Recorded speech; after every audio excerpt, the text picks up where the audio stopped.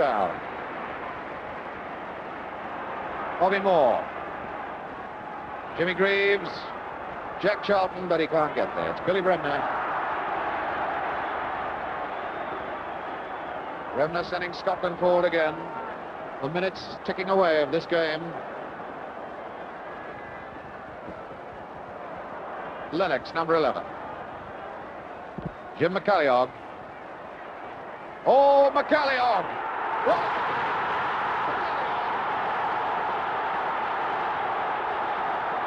There is number 9, Jimmy McCalliog scores on his international debut for Scotland. 3-1 it is, Scotland now. And the entire Scottish team now round Jimmy McCalliog, congratulating him. Well, Billy, if there's one way to start your international career, surely it's that way, isn't it? To get a goal like that, Hugh, in the first international, I bet he feels like a king today, and I would say a great goal by young Jimmy McCalliog. Absolutely brilliant. Jim McCalliog, what a pleasure it is. Nice to meet you, Simon. Yeah. Yes, again, I've seen you at a few walking football tournaments, but it's good to get you on your own and get a wee chat with you. And since I've known that we were going to do this, I've been telling a few people, and they're all jealous, they're all envious. Some of them were saying, can I come in on Wednesday? No, I'm not having any fan clubs here. How are you? Very good, thanks. Yeah, absolutely. I had a wonderful weekend there. I was with the Tartan Army, Right. the Wester Tartan Army up in Glasgow, and had a lovely time, and it was quite Sober? real. Well, I don't drink. Well, the Tartan Oh Army? no, they were fine. Right. It was quite realistic, that all the arrangements that they have to What make. was it that was on, Simon, Jim? What was it on? It was just, I was invited as a guest, and obviously I just brought out my book, so my book was on the table, and I signed it for as many of them as I possibly could. Right. So yeah. Like that? Did you sign it? Or where's my signature? Is it the inside? Yeah, there we the go. inside, yeah, that's it, yeah. Authenticated now? Absolutely, yeah. Yeah. Somebody will maybe believe me. Yeah. So where was that? You say up in Glasgow because you Just don't live in Glasgow, Glasgow, Jim? Yeah, no, I live in Ayrshire. We have a bed and breakfast in Ayrshire. We live in a wee village. Well, it's not a wee village, it's a nice village called Fenwick. Right. And we've been there now since 2006. Okay. Yeah. Lovely. And is that a business, an ongoing business? Yeah. What's it yeah. called? It's called Langside Bed and Breakfast. May as well get a wee plug in for that while we're here. If anybody who's looking for a wee break, it's an ideal spot to have a break. It is a nice place, yeah. Yeah, it's 20 miles, 20 Good road. minutes from Glasgow. You've got the beaches at Ayr, you've got the golf courses. Yes. You've got Troon, you've got Prestwick, lovely places. My to daughter's go just see. about to move down to Ayr, just outside Ayr. Doing Foot, I think it's called. They've Yeah. just bought a house down Yeah, there. It's a lovely part of the world. yeah. And I worked a long time over in Argyll. My daughter's buried over in Campbelltown, so you can see Arran and the Markintyre on a clear day. Yeah, absolutely, yeah. Might even see Paul McCartney, yeah. Well, I've met Paul. Oh, yeah. And if you had bought my book, you would know about that. Ah, There's a story in there about Paul when I was Right. a young copper, a young detective down in Right. Campbelltown when I met him and his family. But I'm not going to tell you the story. 2 reasons. One, because we're here to talk about you. And 2, because then nobody would buy my book, because that's the only reason for buying it. So, where to start, Jim McCalliog? Where to start? I suppose, like everybody in here, we always start off with the roots in football as our school days, and even before that, where we were brought up. You're a Glasgow boy. yeah, I'm a Where were you? Gorbals boy. I was born in Gorbals. the Gorbals. Okay, we'll not hold that against you. Yeah, thanks very much. Caledonia Road, I was a Cali Road boy. Right. Big family? Yeah, 3 brothers and a sister. Okay. And mum and dad. And what's your earliest memories of football, Jim? Mostly going to watch as many games as I possibly could. I felt, although I was living in the Gorbals, I felt quite privileged because I could get to Clyde, I could get to Celtic, I could get to Rangers, to Third Lanark. I could And of also, course, Hampden. get to Hampden for internationals, and my school was just down from Hampden, Holyrood. I went to Holyrood Senior Secondary, and it was only a quarter of an hour walk from the school up to Hampden, and we used to see the second half. What era are we talking here then? The late 50s, early 60s? Yeah, we're talking 59 up to about 61, 58. With secondary school? Yeah. And what I remember from then, I'm a Jags man. Right? I always ask in here what team you support. Yeah, I'm a Clyde fan. You're a Clyde fan. Yeah. That's us. I've met two of them in here. It's amazing. Right. Who's the other one? And, his name's David Kinnaird. Right. And he's quite daft. He's got all the strips and all the rest. Ah, very good. You might be unfortunate enough to meet him someday. They were doing a promotional thing for Hampden for the anniversary next year, for the 150th anniversary or whatever it is. And they were filming round about Hampden. And it was pure random. They didn't know anything about Davy. But you see Davy running across the shot with a ball at his feet and his Clyde top on. He was just out for a wee run. He's quite daft. And he was the very first interview I did in here. Ah, very good. With Clyde. Yeah. And he said that he used to play walking football to keep fit, and now he keeps fit to play walking football. But since we're on about him, even today, his legacy is the toe poke. Everybody's starting to toe poke it at walking football because of you, Denham. You started it.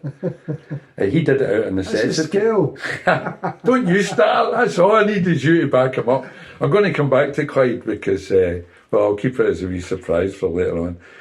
So, when I was a boy, I was a Jags man because I was in West End. Yeah. And it was really proximity, as you say, wasn't it? Yeah, absolutely. Because you could turn up at a ground and get a lift in. Yeah. No bother at all. Go under the turnstiles, whichever was the best. Yes, whatever it took. And I always remember for how they opened the gates at half time. Yeah, and let everybody in. Let everybody in. Now they do it to let everybody out. No, I was really not that much, Simon.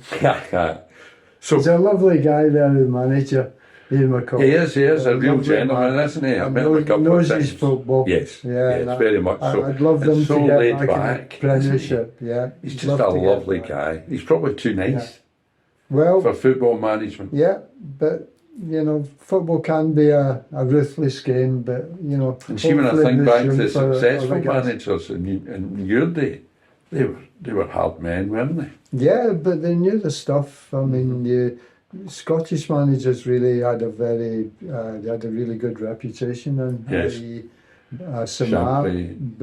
Shankly and Tommy Docherty. I remember we played a game at Sheffield Wednesday, and coming out of Anfield, we'd drawn one each, and I thought it was a great result. And I'm walking out, and in those days the paper reporters used to be in the corridors. Right. So Bill Shankly was holding court. So as I went past, I was really annoyed because they'd scored a late goal, Liverpool, and I thought the referee was a wee bit biased because of it. And I said something because he was doing this interview, and I said, tell him you were jammy today or something like that. And I never in my wildest dreams thought any more of it, Simon. But it's then, just a throwaway comment. Yeah, but then I was invited to a Liverpool sportsman's dinner, and they were honouring the Liverpool team and Bill Shankly. And I was sat in the audience. This guy invited myself and Stuart Pearson. We were both at Man United then to this, and I was really looking forward to it. And Bill Shankly got up and started talking, and he said that, I remember his first words were, I can look all my players all around me here in the eye because they all get the same basic wage. And it was true. Liverpool founded their success on a basic wage for everybody, but they added up the bonuses. But shortly after that, and he says, and also he said, there's a guy in the audience tonight, and he needn't think that I've forgotten his curt remark when he was leaving Anfield Stadium, and he says, and I said, it's nice to see you, Jim McCalliog. I just went so red, and Stuart Pearson, who was sat opposite me, says, Jim, you were scarlet. But fancy I'm remembering Yeah, that. just shows you. You know, but this was the strength of Bill Shankly, Matt Busby, Jock Didn't miss a Stein. thing. They were absolutely steeped in football. They knew what their Yeah. players did. They knew if they were out anywhere. Total dedicated people, yeah. Yeah, to every aspect of the Yeah. club as well. Yeah. It's funny you saying that, shows how full circle we've come. Because Lampard at the weekend at Everton now Yeah. was saying the same thing, that Liverpool Oh, they didn't right. get a penalty because it was Liverpool at Anfield. He's in trouble with the FA for it. Oh, Because he dear. basically said, we're not going to get that at Anfield, in a derby at Anfield. Yeah, yeah. It was a blatant push. Did you see the goal Rangers got against, in the last European game, Roof got pushed in the box? Yes, I And did. the player gets sent off. It was Yeah. similar to that. Yeah. But Liverpool, they never got the penalty against Liverpool. So some things never change. Well, yeah. Well, it feels that way. You feel a wee bit of an underdog, but it's nice to beat the big boys, isn't it? So let's wind back a wee bit then, before Sheffield Wednesday. It was as a schoolboy. Yeah. Because I think you must be one of Scotland's most successful schoolboy players, Jim. Yes, I was at a good school. We had a good school teacher, Denis Law. Good who was- infrastructure for football, because that's what's absolutely. needed. I Yeah. remember Bob Cramsey was one of the history teachers, but I was quite shocked later on to find out he was on football programmes, because as far as I can recall, he was a rugby man. Right, And that kind of shocked me a wee bit. right. But he'd never seemed to have any interest in the football side at all. He's just a historian, really, wasn't he? Yeah. So he was very clever. Yeah. Yeah. I think he one of his titles was Bremner Britain as well. Right, I think you're right. So, Yeah, yeah, I remember yeah. something like that. Yeah. So he was a teacher at school. Yeah. I'm remembering back to the school in football, it was down to that infrastructure, because Yeah. teachers were giving up their time to They take really teams did. on a Simon, Saturday yeah. morning for training. I played over at Scotstoun. My schools played at Scotstoun Showground, which was grass parks, which Yes. was a real privilege in those yeah. days. What was the grass park? Aye, I We know. played on It was Red incredible. Ash. Well, we played Yeah. Red Ash and Black Yeah. Ash before that. Aye. In primary, it was Black Ash up in Springburn and Cowlayers Yeah. and stuff like that. Yeah. So Scotstoun was great, and they had a showground, Jim. I was telling somebody this Yeah. the other day. As you go in the gates at Scotstoun, it's now a car park, but that was the showground, and it was beautiful. Yeah. But they never let you play on it. That's why it was beautiful.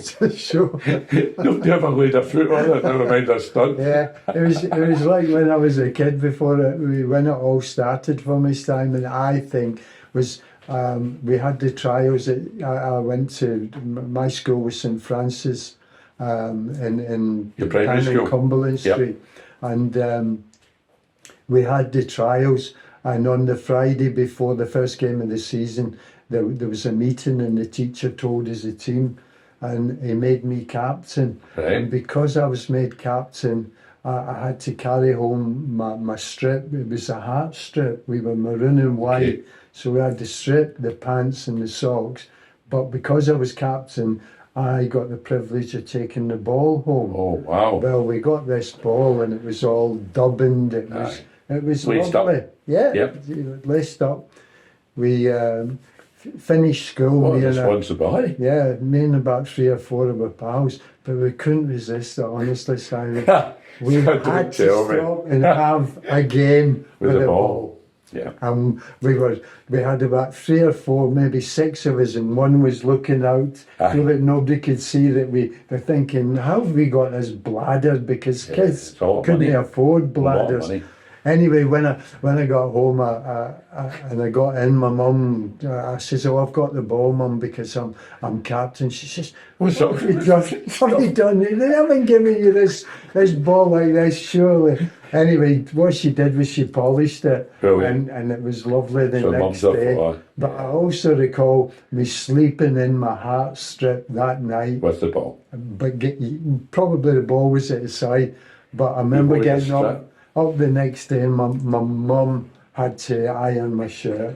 But that was my really first time getting into football, and it was fantastic. What age would you be then? I'd be about 9, maybe Yeah. 10. Just as you came out of primary school, you started Yeah. playing, because they were looking for players for first year at the big Yeah. school Yeah. when you moved on. Uh-huh. And you were captain right away. Yeah, I was captain. Why would that be, Jim? Was that anything to do with your attitude? Possibly, but you know, I seem to captain all the teams that I played in when I was younger, and I've captained quite a lot of my professional clubs as well. I know. So I quite like the responsibility. Yeah.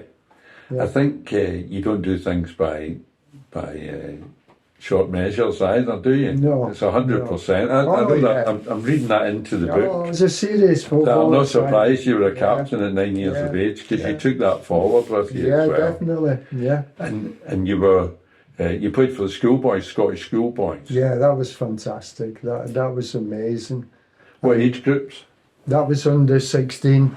Okay. That was, they called it the Victory Shield, and we played Northern Ireland, Wales, in England, and it was fantastic. And I also remember, and I kind of thank this guy, because I remember in St Luke's Boys Club, and this guy was talking, and it was within earshot of myself, and I was in the Scotland Schoolboy trials, and somehow it got out into the club that they knew what I was doing.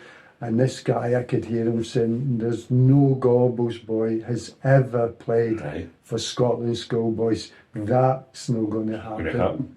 So he didn't know it, whoever he was, but that was such a motivation for me. Or if I needed any more motivation, Pin that up the dressing room wall, that one. Absolutely. Yeah. And of course, when and was it true? Was that a class thing going on then? Well, I don't know. I mean, it was just something that he said. I mean, I was only 15, and I didn't have any, you know, I didn't know anything that if it was true or not. So that was a big motivation.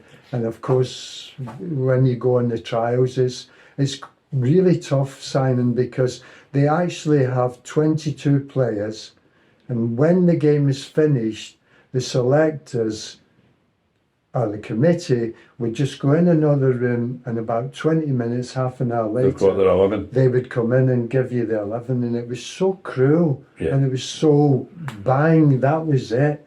And you were there, and maybe you pallied up with somebody in the group, and he's no in, and then I remember the final trial, and my dad had come to the game, and I remember them calling out the team, and I was an inside left, which was number 10. Number 10. And they started number 1, and in the back of my head, I'm going, McCalliog, number 2, McCalliog.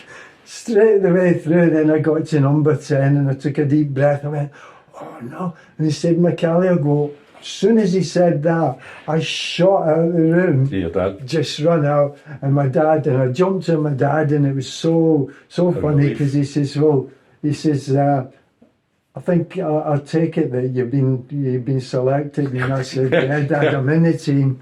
And it was fantastic, but it was really quite ruthless. I wonder what happened to the other 11 or whatever. You know what I mean? That could make a break at that age, couldn't it? Terrible. It was, it was so.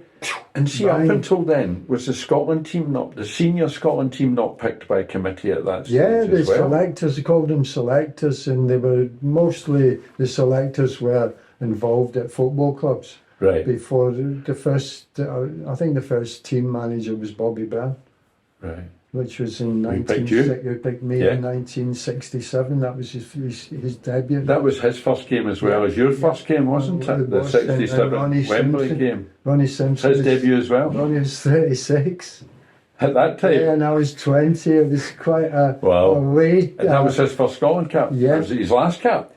No, he played quite a few times after that, but he was a marvellous, lovely guy. Yeah. Let's come back to that. I'm saving that. Right. 67, because it's so. Jim, I was telling somebody the other day when I was telling them that you were coming in, and I said, Jim and I have got a lot in common. And he said, what do you mean? You're McCalliog. Well, you're the same age. He thought it was funny, you know. I said, no, Jim played at Wembley, scored the winner against England. And he said, and I said, well, I've dreamt about doing that so many times. So you've got a lot in common with a lot of Scottish schoolboys. So, at that age, jumping for joy, getting selected for the 15s, did you think at that point you were going to make a career, a living out of football? Was that your objective? My objective was to try and make it a career because I was certainly dedicated. I practiced for hours upon hours. I think the football was my best pal. We never had that in common. No, I practiced for. I loved going out with the ball. Where did people play in those days then? Anywhere. Because I remember playing in the garages, playing across the street. Anywhere. Playing the close. The close, Play anywhere. You don't see that now. You don't see that now. We used to get chased with the police all the time. Yeah, absolutely. And I used to walk around the Gobbles as well looking for games, and you'd be small, and I was small, and I had a wee plan, and my wee plan was I'd go behind the goal. Right. And whenever they kicked the ball, I'd go and get the ball. And then there'd be always a couple or three of them. I'd say, right, I've got to go because I've got to have my tea. You're the first sub. Mum and Dad. And somebody gets hurt. Do you want to put me? Oh yeah. With your boots and all that. Straight on. But the only drawback was they were mostly big lads. Yes. Because the smaller kids weren't playing. But that didn't matter. Didn't bother you? Get on. Probably stood in good stead. Yeah, it kind of toughened me up a bit. So I missed junior football. So maybe that was how I got toughened up a wee bit with the guys in the street. And I remember, the thing was, because there was very little cars about, so you could play in the street. Yeah, you that's could right. use the lampposts, and at night you couldn't see what was happening in the middle. But when somebody would shoot a goal, you used to say, "He's shooting! Look out!" And then the goalie's trying to save it. But that was the way it was. And everywhere you looked, you could see a football pitch. Because you just throw a couple of jackets down. Yeah. All you needed was posts, and you're away. Our favourite one was, I shouldn't admit to this, but we used to go over the Glasgow Green, and when we would finish playing over the Glasgow Green, we'd still maybe have the ball, and we would go on the bowling greens. Right. Till the whatever, would it be the warden or the parquet? The parquet. Yeah, I thought it was closing the gates. He was, as if that was going to keep us out of the park. The gate, as soon as we heard his whistle, that was it. Grab everything and get away. But that was our Wembley. So, but we tried not to kick it up, but we couldn't resist going on it because it was so like Wembley and Hampden. I remember reading once that the Brazilians were so good, their ball skills were so good, partly because they played on the beach all the time, and it built their calf muscles up. It would, thigh muscles, strengthen them. And they'd no boots; they were bare feet on the beach. Yeah. So when they got a pair of boots in a grass park, it's a doddle after that, isn't it? It was such a cheap sport, really, to play back then, Simon. We could all have. I mean, if we hadn't got a ball, we would even use the loaf, the covering on the loaf. You could fill that inside, and you could make a wee ball of that, and we'd kick that. Anything at all, tennis ball, anything at all. Stones, roll. Anything in the way got kicked. You were like that throughout your career, Jim. Empty in your way. Yeah. So we're schoolboys. Playing for the school as well. School was a big part of football then, wasn't it? That's where we all learned. And the teachers had connections at clubs and things like that. That's right. That was really the conveyor belt with school. And I don't think that's the same now. I think the school's lost that a long while ago. And it's a different setup now entirely with youth football. But in those days it was school and your teacher knowing who he knew and get you a wee trial or get you known. And all the scouts were at school's football. Did you ever know a guy called Bobby Denny? He ran Postle YM. No, I didn't. Football. I didn't. And Bobby was a doorman at Pitt Street at police headquarters. And he was still, as soon as took him to Ibrox as a scout to Ibrox for the schoolboys. Bobby ran the YM for 25, 30 years. He's quite famous in the north of the city. But Bobby told me a story. I used to do a lot of refereeing for him. He told me a story. He was standing at Cowlairs watching a game on a Saturday morning, pouring the rain, and there was scouts for Chelsea, scouts for Preston, scouts from all over. It used to come up all the time. And some boy got injured and his shoulder was down here, dislocated, and he's crying. but the coach is taking him off, and he's fighting the coach, wanting to stay on. Right, shoulders hanging down here. And they get him to the side, and he's shouting and cussing and swearing to get back on the park. And one of the coaches from down south said to Bobby, "How do you get that? Where do you get that attitude in a player?" And Bobby pointed over to Porcel and said, "You get brought up in there. That's where you get the attitude." Because the Gorbals was the same. Benny Lynch, some of the characters, and Paddy Carrera, all these, Frank McClintock, all these guys come from that attitude, isn't it? Absolutely, it's the underdog getting to where they want to get to as soon as possible. Yeah, the Gorbals boy. The Gorbals. I had a lot of people saying this and that about the Gorbals, but as far as I was concerned, the Gorbals was great. I had football at school. I'd go to my boys' club at night.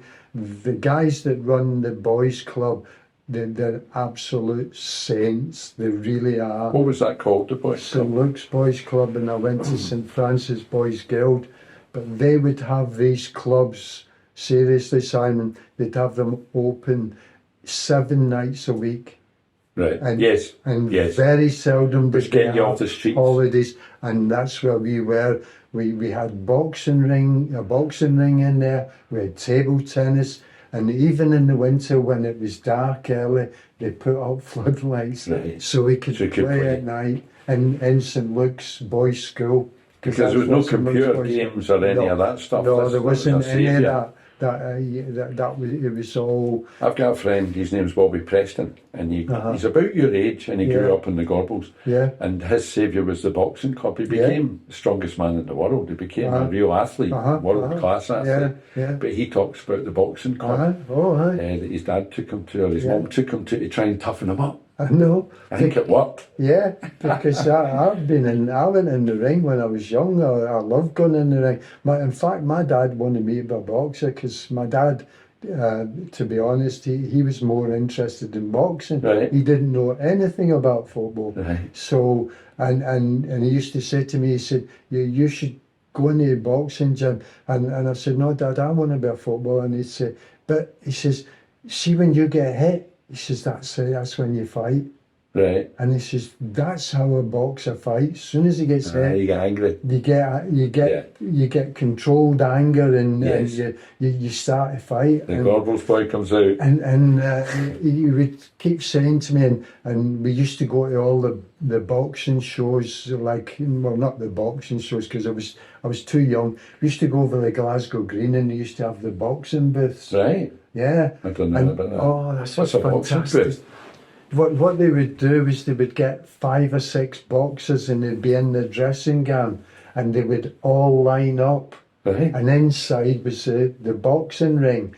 And what they were doing was they were trying to get people from, the spectators, as it were, to get in and fight these guys. Right. But a lot of them, you could see them, they would actually come, and because they got paid money for challenging these boxers, and they'd come and they'd have a look at them, and and they were big guys, like. Maybe no fancy. No, but what they would do is they'd go round the side and they'd get a wee swig of something, and they'd come back again and they'd weigh it up again and thinking, can I last a round? Can I last a round? Is that what you had to do, last a round? Yeah, and then we would all wait until they'd got somebody to fight all the fighters. Right. So they'd take them round the side, and then we'd all pay to go in, watch it. And we go in and sit down and watch it.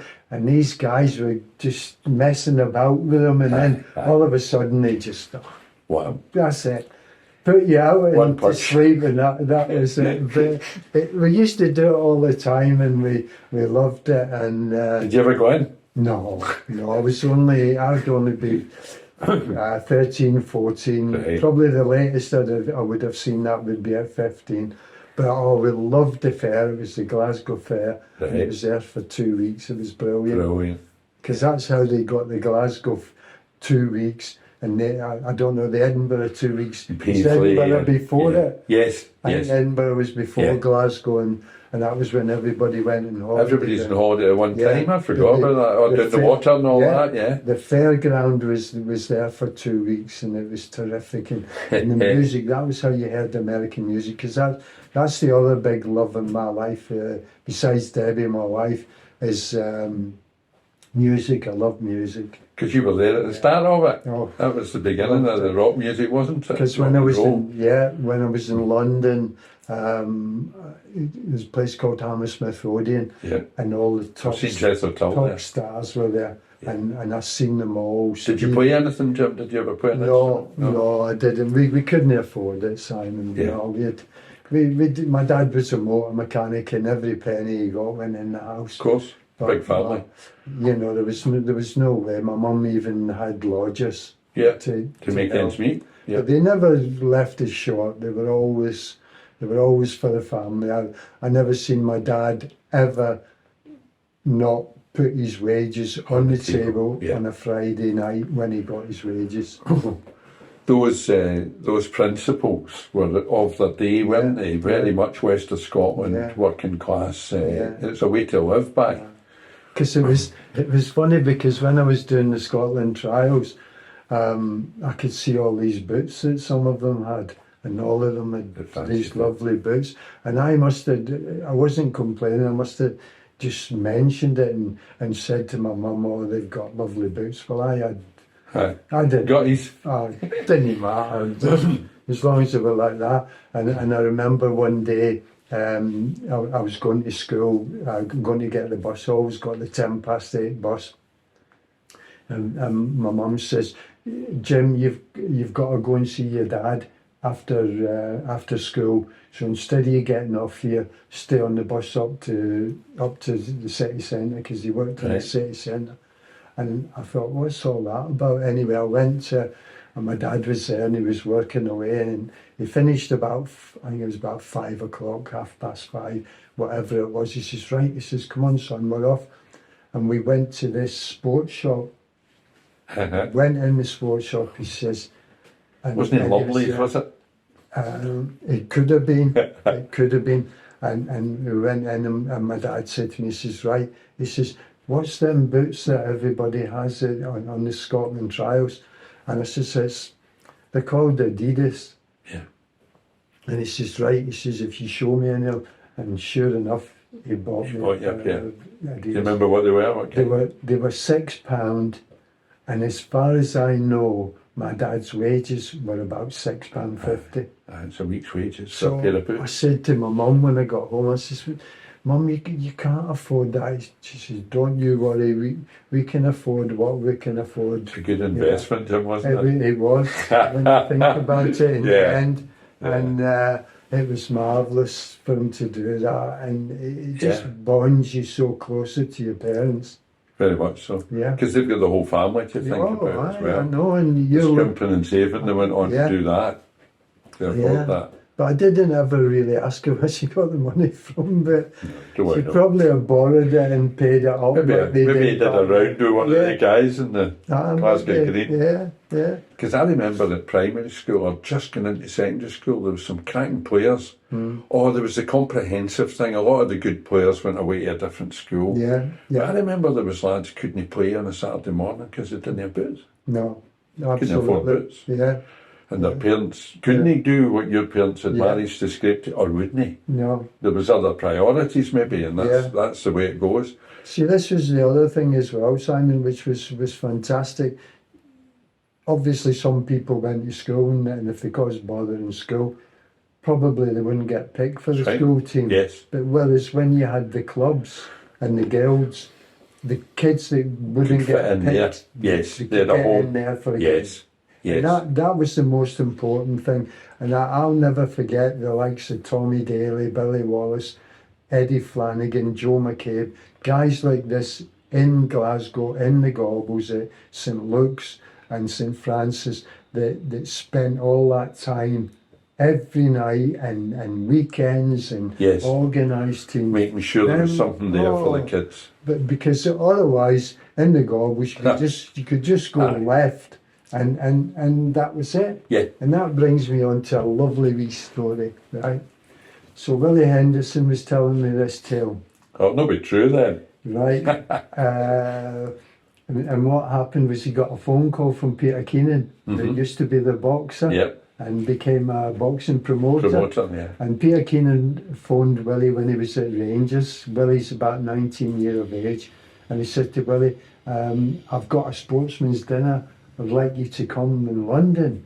And Willie says, all right. He says, what is it? He says, it's for Cassius Clay, who was eventually Muhammad Ali. Yeah.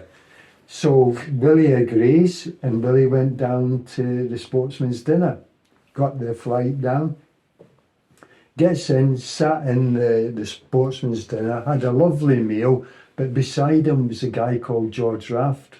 Right. Right? George Raft was one of the most famous actors in Hollywood back then. Okay. For your time, Yes, Simon. just.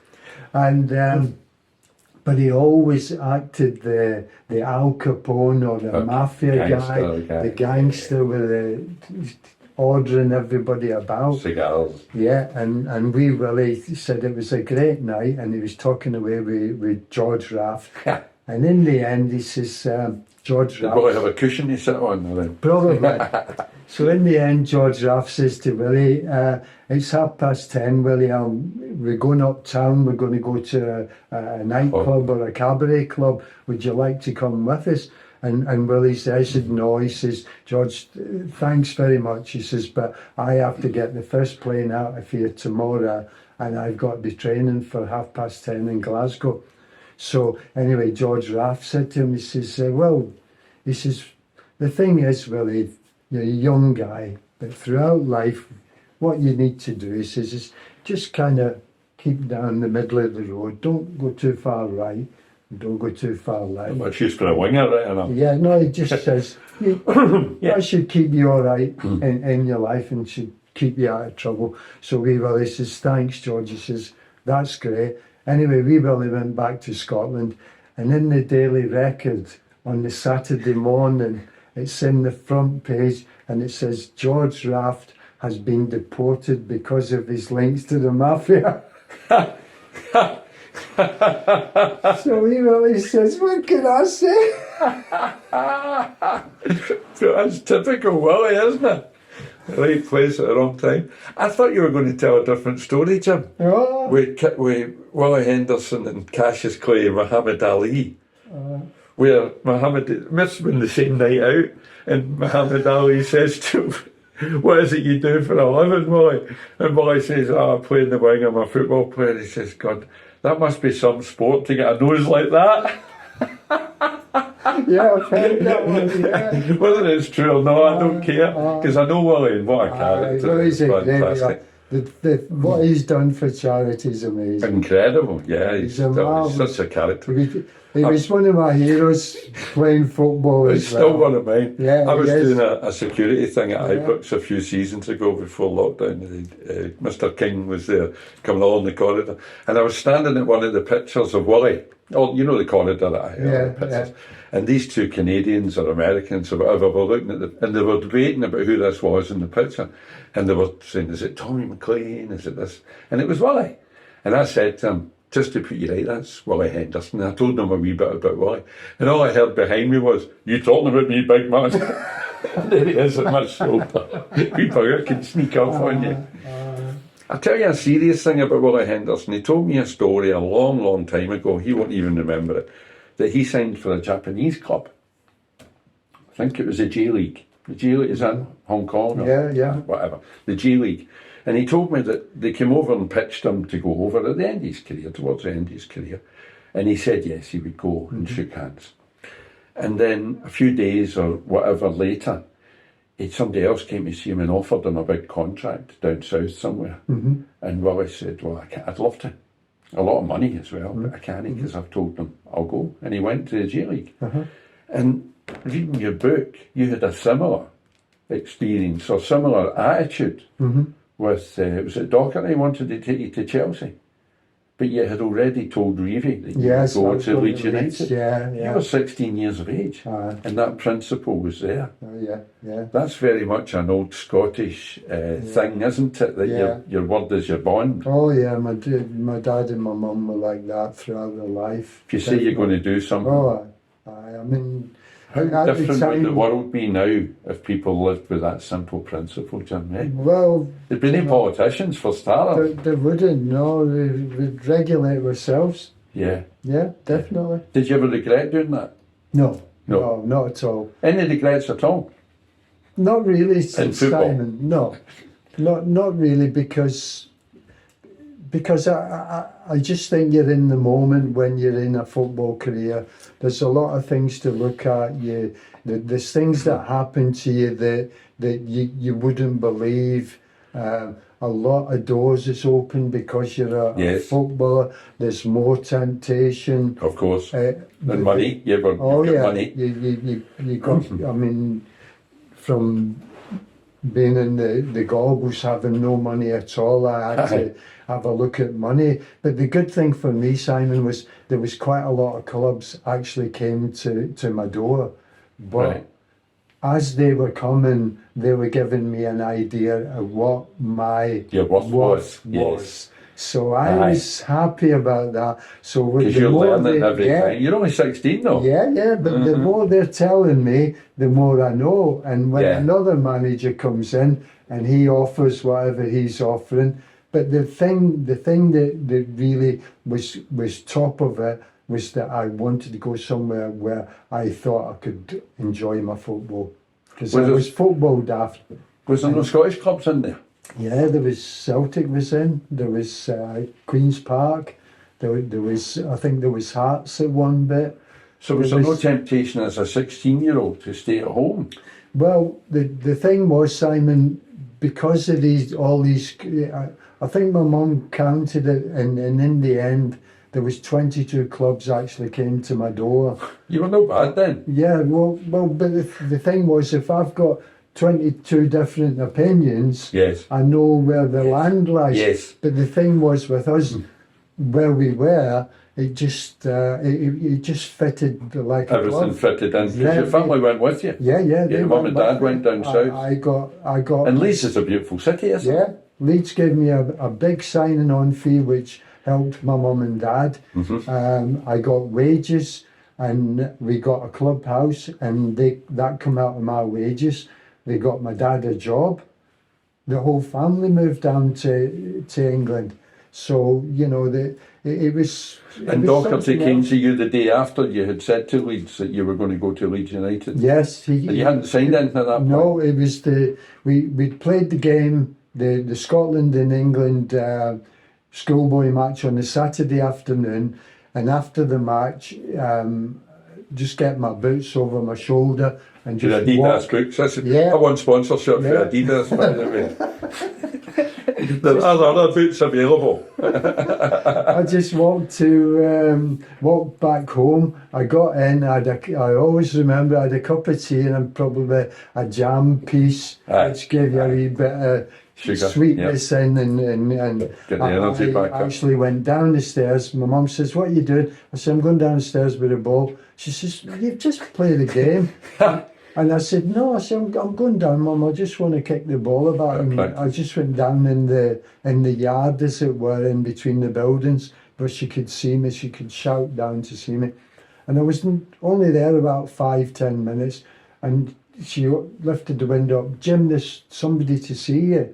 Well, my mum and dad didn't know who football managers or footballers were. Well, celebrities. So I says, "Right, I'm coming," and I grabbed my ball. And I went upstairs.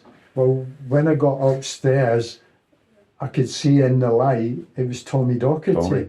So I said, "Hello." And he says, I've come to speak to your parents, son. And I said, "Oh," I said, "That's great." I said, "It's..." You knew who he was, right? Yeah, because I'd seen him at Hampden. Of course, Scotland. I said, "It's great to meet you." Played for Scotland. Yeah, he did. And I've seen you playing at the end of your career a bit. But, Was he good? Oh, aye, 25 international caps. Right. Yeah, he was good. He was strong. Yeah. As you can see, he's stocky and he was a fit guy. So yeah, I said it was great to meet him, and he said I'd like you to come to Stamford Bridge. And I said, I'm really sorry. I said I've made my mind up. I'm going to Leeds. And he said, all right. He says, okay, but I think he knew he didn't pursue it too much. He knew I was, so they were 23. Sorry? He was 23rd on the list. Coming here. No, he was in the 22. Right. So that was it. So, you know, I went to Leeds, but of course, you know, the rest of it's all in the book. Yeah, you need to buy the book to get the rest of it. But there's a lovely story about Reeve when you discovered that he told you a lie. Yeah. And that's within weeks of landing down, or months of landing down there. Yeah, that was when David finished training, and I used to get 2 buses to the house from Elland Road. And it was Did the club put your family up in a house then? Yeah, they did hide house for you? The club house.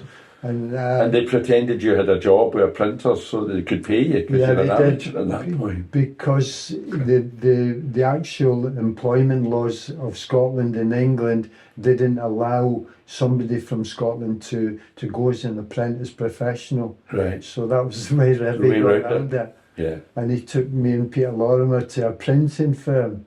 You and Peter were down at the same time? Yeah, Where did Peter play up here? Peter played, he was a Dundee boy. That's right. So he was from Broughty Ferry. Charlie Cook, I remember. Yeah, I was only a wee boy. Aye. And these were wingers, although Lorimer was more than a winger, wasn't he? He was a modern. Peter was a very strong boy at 15, 16. Right. He was a with man. That short even then? Yeah, he was a man, Peter. Right. But I was really quite slim. Not that I'm a big guy now or anything like that, but Peter was a strong boy when he was 15. And we went to Leeds together, and we joined some other good footballers. There was David Harvie, who played for Scotland. Goalkeeper. Was Bremner there? Billy was already there. Billy was about 4 years older than myself. And Jim, Peter, I saw the Leeds United Celtic semi-final, European Cup semi-final at Hampden. I was only 9. Yeah. And I remember I had my feet over the wall at Hampden, and a big policeman came round and said, get your legs over there, because you're at ground level. Yeah. And it's only then that I realised that the park was bevelled. Yeah. Do you know what I mean? Yeah. For the water to run off it. Uh-huh. But as that team was Bremner, Cooper. Yeah, Terry Cooper. They were all just 4 years older than Alan was a myself. striker. They had Alan Clark, Mick Jones, young Eddie Gray had come through. Peter Lorimer was in the team then. Eddie Gray was one of the Norman first tall Hunter. wingers, wasn't he? Norman Hunter, what? Norman was quite And Jack a character. Charlton? Big Jack. Yeah, Jack was there. He was always moaning. I didn't really like part Big of Jack. the structure when you were there? Yeah, they were were senior there. players. Yeah, when they you were a senior boy. players, and Bobby Collins. So you trained with these guys? Yeah, and Eric Smith. There was, who else from Scotland? There was Tommy Henderson, who was a cousin of Willie Henderson. Right. Tommy Henderson played at St Mirren. He was a lovely wee guy, you know. Yeah, a winger. And there was Jim Story, who played at Airdrie. Who else was there? Willie Bell, who played at Queen's Park. And Tommy Younger, who was a goalkeeper. He was a Scotland goalkeeper. English football was full of Scotsmen, Yeah, wasn't it? yeah. Why was that then? Is that the scouting system Yeah, that well, was in place? I think most of the clubs in the first division in England had 3 or 4, or some even had more Scottish players in their first team squad. Have you heard of the Professors? No. It's the sporting memories thing. I'm not that au fait with it myself. I'll find out a wee bit more. But with this anniversary coming up at Hampden, they're trying to locate the 4 old sites that have been played on, the old Hampdens, if you like. And part of it is this story about the Professors, long before your time even, when English football was hit and run. Yeah. English football was kick the ball, try and get a goal, lose the ball, try and get it back. Yeah. But in Scotland, we had players, I think we're talking just about the war, pre-war. Yeah. We had players like the wingers we're talking about here who would pass the ball. Yeah, Tanner ball players, you would call them. Yeah. Yeah, but they used to be able to control and pass the ball. It was a team thing that was going on, and the English coveted this. Yeah. And used to take players down to Preston. All these teams have got Newcastle, they've got famous Scots roots because Bobby they Mitchell, envied the players that went Johnson, down. Munkar, all the guys that went down there. Yeah. Tony Green was down there. A good wee pal of mine. Yeah. In Glasgow football. So you never played in Scotland professionally? No. But I got myself in a bit of trouble because I was just, when I first come back in 2007, because I've been in England most of my life, well, all of my life, and a few people would come up to me and say to me, well, you know, what team did you play for in Scotland? And I'd just keep a straight face. And I used to say I wasn't that bad. And I did it a couple of times. And I thought, be careful. I will never say that again. And that's the first time I've said it for years. Do you think the Scots lads down there became even more? I remember I think I said it in my book, right? My dad's family were Irish, like yours. Yeah, like mine, yeah. And my dad was more Irish. He'd never set foot in Ireland, right? But because of his roots, he was more Irish than anybody that ever came out of Ireland itself. I think the Scotsmen are a wee bit like that when we go abroad as well. Become more, wear the kilt and all that. And you must have got a ribbon as a jock down there as well, in the changing room. It's part of the banter. Absolutely. I mean, like, you know, that was the one thing that Denis Law was saying, you know. You're a real name dropper, aren't you? Yeah, Denis. Well, to go back to who wrote the forward of your book, by the way. I'm thrilled about for Denis to go back to Manchester, and you know, there was a lot of English players playing for England, i.e. Bobby Charlton and Nobby Stiles. But it's nice to go back to the dressing room if you play for Scotland and you've won the game, and it just keeps them off your back a wee bit. Especially with the world champions, John. Oh yeah, that was world champions in '66, undefeated thereafter until you scallywags turn up at Wembley in '67. Yeah. So you brought us nicely to that event. Oh, definitely. But the thing was, Simon, they totally underestimated Scotland, and so did the press. They always have, really, haven't they? Yeah, but the press especially. Look at the players we had, Simon. They had no advantage either. You've got 4 European, eventually 2 months later, you've got 4 European champions. You've got Rangers. First team in Britain to do it, by the way, before MD gets that in. Rangers voted best ever player John Gregg, Ronnie McKinnon, great footballers. And I'm not talking about any of the Anglos yet. No, so that's right. There's 6 players from Scotland, which was generally about the amount of players that would be in the Scotland team. But Baxter was in England then. So then you've got Jim Baxter, you've got Billy Bremner, yourself, you've got Eddie McCready, you've got Denis Law. I mean, God, you never mind me. Them guys, just the workhorse. Them guys were amazing.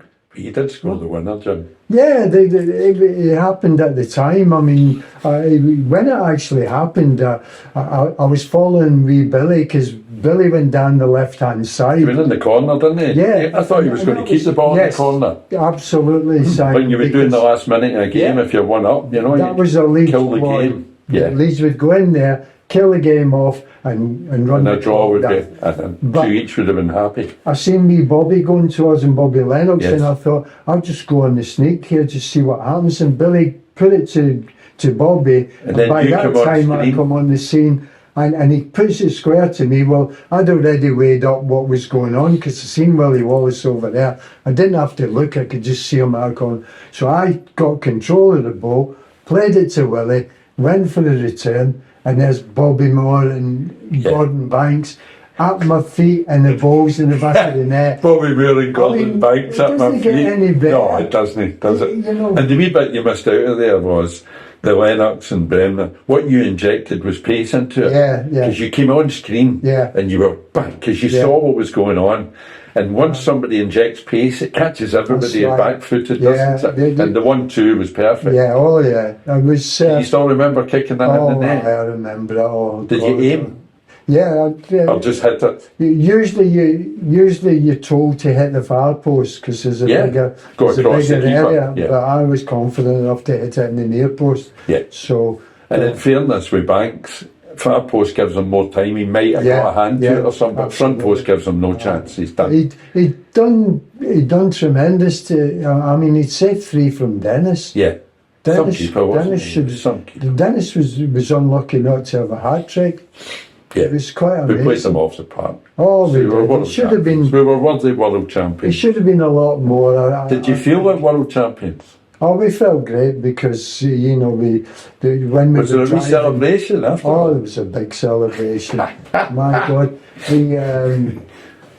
when we were on the coach, what was fantastic was driving down to Wembley, and you could see Wembley Way. all the colours and all the different. Did we take over Wembley even in those days as Scottish fans? So yeah, there must have been easily 50, 60,000 because what they were doing was they were saving up for 2 years. Yes, because that was Wembley, they would in the pub would put the money behind the bar, and the pub landlord would keep the money. And it was a good way of him keeping business for 2 years as well. Yeah. So he wasn't stupid. That's right. And he'd write down whatever they were. It really was an exodus from Scotland. Just like the Irish going to Cheltenham. And folk don't realise now that in those days the home internationals, that was the international season, really. It was brilliant. We maybe had a few qualifiers every couple of years for the World Cup. I don't know if the European Championships were even invented then, Jim. Yeah. And I know Scotland didn't take part in them for a long time. That game we played was actually a game for the European Championship. It was counting as a European Championship when we beat England at Wembley. Right. Yeah, so that was that was even better still. The only thing that was a wee bit didn't happen was the game wasn't televised. And the reason it wasn't televised seemingly was there was a Scottish second division team playing that at the same time. And the rules and the you couldn't have a live game on telly if there was a game being wee bit restricted by that. At 3 o'clock on a Saturday afternoon, they've kind of kept it, but there's very few games kick off at 3 o'clock on a Saturday afternoon. Yeah, absolutely. They kick off Friday night, Monday night football, all day Sunday, but they keep the 3 o'clock slot as if anybody's bothered anymore. And it's always in the paper as well. 3 o'clock kick-off unless stated. Otherwise stated. You know, if you're kicking off at 3 o'clock, it's rubbish. Nobody wants to see it. Yeah, absolutely. So television was totally different in those days, though, wasn't it? It was a big. You being down south would be on telly more often than Scottish. Well, it all depends. You never saw Rangers and Celtic up here. Yeah. And it was a half hour on a Saturday night and a Sunday afternoon with Arthur Montfort. Yeah. Did you read Bobby Brown's book? No, I haven't. No. There's a story in it, and it's what happened was when the game. You were talking about the celebrations after the game. What happened was when the game was finished, we got on the coach and we went back to the hotel. Okay. Got changed, and we actually went to the Savoy Hotel in London, and we met the England team, and we had drinks with the England team. Okay. Which was that pre-planned? Brilliant. Yeah, that was all part of the hospitality. Yeah. So when we were there, of course, that was when Baxter was getting on to Alan Ball about Jimmy Clitheroe. So it was good fun. It was just. Did he take it well? Oh, was Ball okay? Was he? Well, he didn't say much at the time, but I think in the end he didn't like it. Okay. But the funniest thing that happened was Bobby Brown. It'd been a big day for him because it was his first game in Scotland. Scotland manager. So the first Scotland manager. Yeah. So he tells you in his book he went outside just for a breath of fresh air, and he was stood outside, nice and peaceful, and the next I thing, like this already. a Scottish supporter come walking along, and he sees Bobby Brown, the Scotland manager. He doesn't know who he is. He's had a lot to drink, obviously, and good luck to him. And he starts poking Bobby Brown and saying, "We gubbed you today." And he's telling Bobby Brown what had happened in the game. Absolutely. And Bobby Brown didn't have the heart to say, "Look, I'm the Scotland team manager. Will you leave me?" Just took it. I just see him getting his fingers in, bang. Scotsmen are the same all over the world, aren't they? It was a great celebration that night. But the lads, we all went out together and we had a great time. Who were you playing for at the time? Chelsea? Was it Sheffield Wednesday? Sheffield Wednesday at that point. Yeah. What was the highlight? This sounds daft. And international football's a different thing. Highlight's not the word.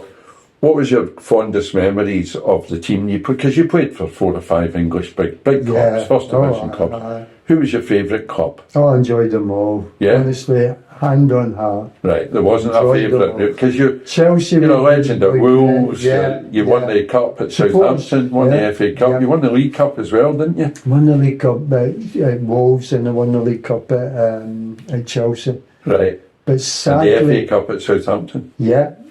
And a European trophy. We lost in the final to Spurs. Final to Spurs, which was a bit sad. 3-2. Was Harry Kane playing? No. They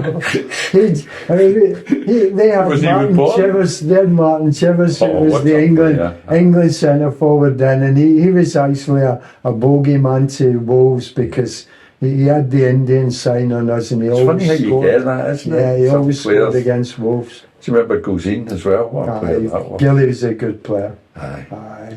He was terrific in the air. Yeah, tremendous. Yeah, lovely guy. Yeah. So, the missing part of your CV then is, I'm going to help you with it. Oh, I meant to do this while we were talking about Scotland, because I wore my Scotland top for that. We need to start again. We need to start this interview all over again. I've really not been drinking. Speak for yourself. Is the missing part of your CV is as a Clyde fan? Yes. You never played for Clyde? No. I remember going to watch Clyde with Harry Haddock and Archie Robertson and Tommy Ryan. Right. When I was a defender, I was Harry Haddock. When I was in the middle of the park, I was Archie Robertson, and when I was a forward, I was Tommy Ryan. But Clyde were a good team then. Yes. They won the Cup twice round about then, didn't they? Late 50s. 58, yeah. Right. Yeah.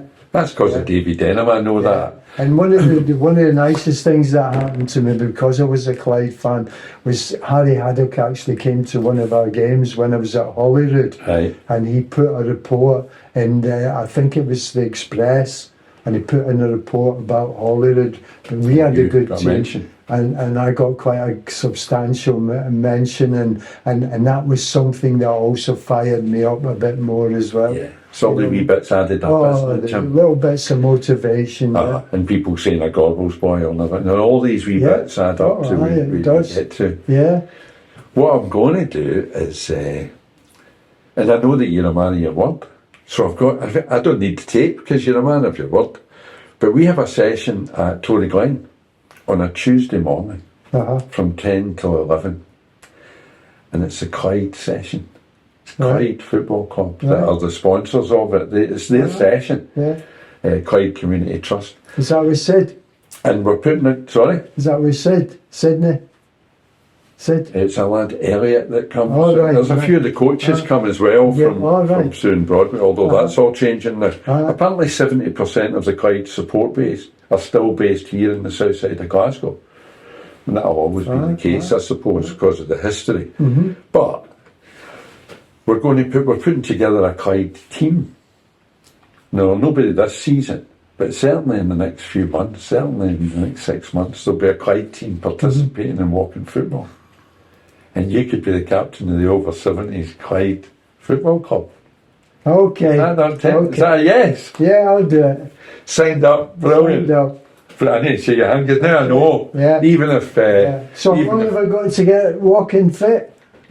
2 or 3 months walking fit.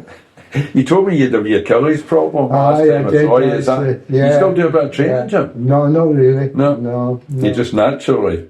Well, I'm lucky. I don't really put on weight, so Right. lucky. So some morning, and if Debbie's busy with the B&B, I'll come and steal you away, Yeah. and I'll take you up to Torry Glen and let you see the environment. Yeah. We're going to. We've got Clyde strips coming, and we're going to get some of the boys and get some media stuff for Yeah, it. that'll be smashing, to get some of the Clyde fan base involved and some of the charity stuff involved. Good, yeah. And we've not got a team, but we've got a captain. Or manager, whatever you want to be, really. First time I ever picked for Clyde. Have you ever put the strip on? I dare say you had one Yes, as a boy. I have, because Debbie's son, Stuart bought me a Clyde strip for my Christmas one year. Right. And in the winter I wear it in bed. There you are. It's better than that Hearts thing you were wearing. There's a wee thing for you. It's no harm. Any pictures? Yeah. I'll see Debbie for that. I'll bring my Clyde strip. There you are. That'll prove There you it. are. And it won't be a new one. Denham's got the whole collection every year. Yeah, Got the whole lot. yeah. I also should mention that with your book, the publishing of your book, publisher of my book is Ringwood Publishing, Yes. which is a Glasgow publisher, Uh-huh. and they specialise in first-time Scottish authors Yes. that maybe wouldn't get a chance to get published with the big publishing houses. Mm-hmm.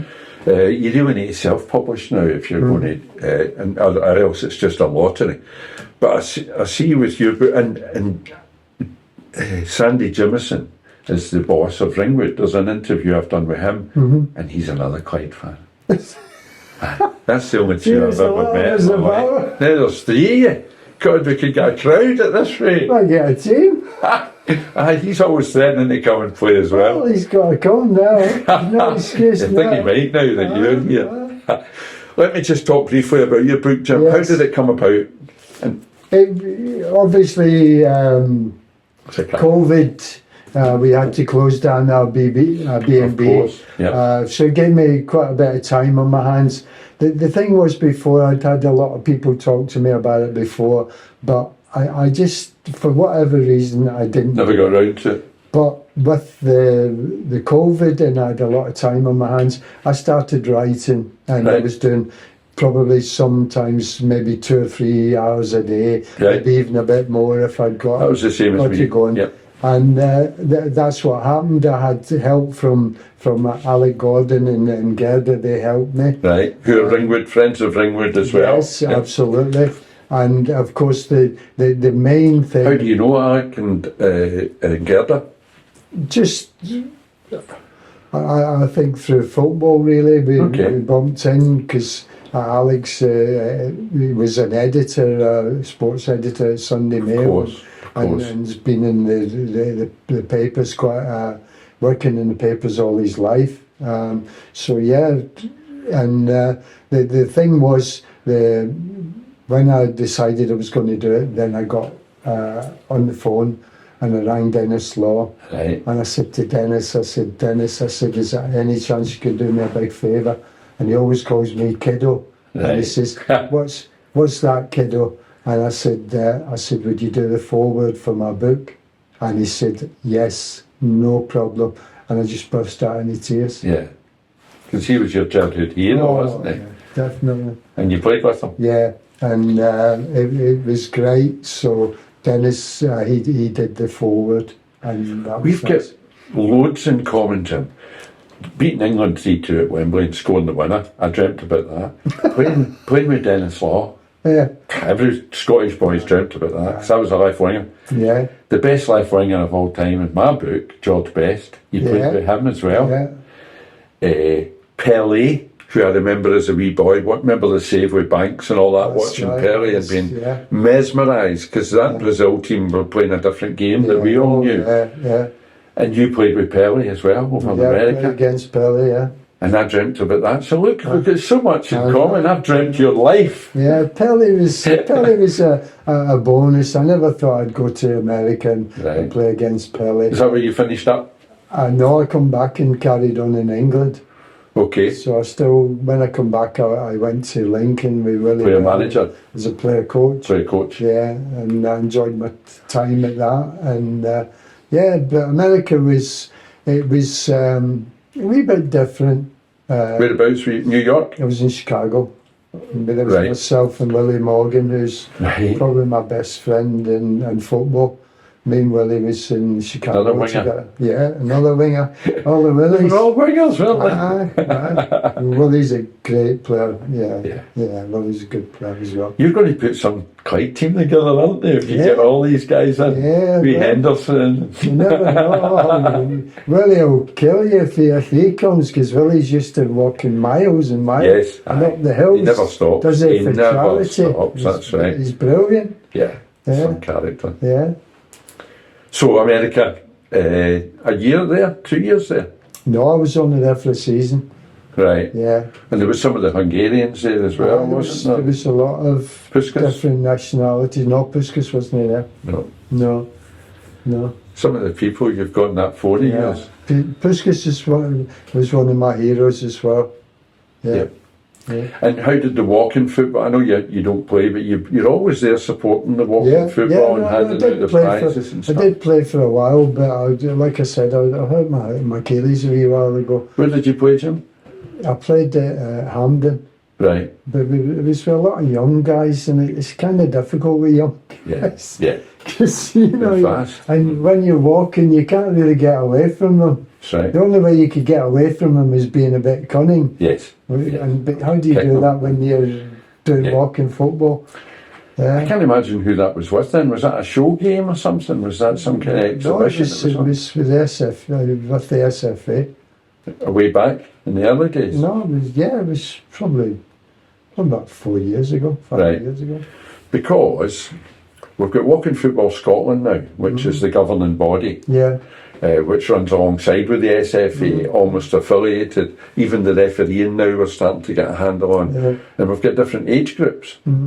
Over 50s, over 60s, over 70s, and we've got leagues for all of those age groups now. great. So it's starting to evolve. Yeah. Last night across the road, I had there was 14 of the 50s, 16 of them in their 50s, and they decided to do away with the walking part of it. They kept the rules, but ran about because they're fit enough to do it now. And that's what we're doing, is people are starting to get that fitness back. Yeah. Because there's a gap when you stop playing football in your 30s, late 30s, to being able to kick a ball and walk in that's football. right. There's It's a the gap. same with professional players. A lot of them, They're lost to the game. they don't play football anymore. So it's, And you're going to bring them all back. You and I are going to bring them all back. We McCoist and all that, we'll get some of that weight off, Ali. Jim, we could go on all day. We maybe have gone all day for all I know. The time's just gone like that. good. I can't thank you enough for coming along. And I seriously can't thank you enough for all that you've done for walking football. No, And on it's behalf of pleasure. Matt and all the boys and everything that you do and what you're going to do as a Clyde player now, this is a new career. That's right. Captain as well. You could only be better by being a Jags fan or Jags player. I'll need to get one of them in. You know any old Jags players? Oh, Big Ruffy, I'll maybe get Big Ruffy. Aye, well, he's a great kind of guy, isn't he? He's very forward and very approachable. He's just a really lovely big guy. So Yeah, he's I'll tell you a lovely wee guy. story about him because I was only a boy in the terracing when Ruff played for the Jags. In 1971, I was 12 when they won the League Cup. Right? So I only met him a few months ago through walking football. First time I met him. And I said to him, anybody we'll maybe cut this out because everybody's heard me tell this so often. And I said, Alan, nice to meet you, blah, blah, blah. And we're watching the football.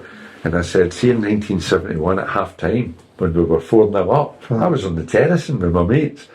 I said, we were all saying to each other, for fuck's sake, I hope we haven't got them angry. I hope we can hang on here to win. 4 up at half time.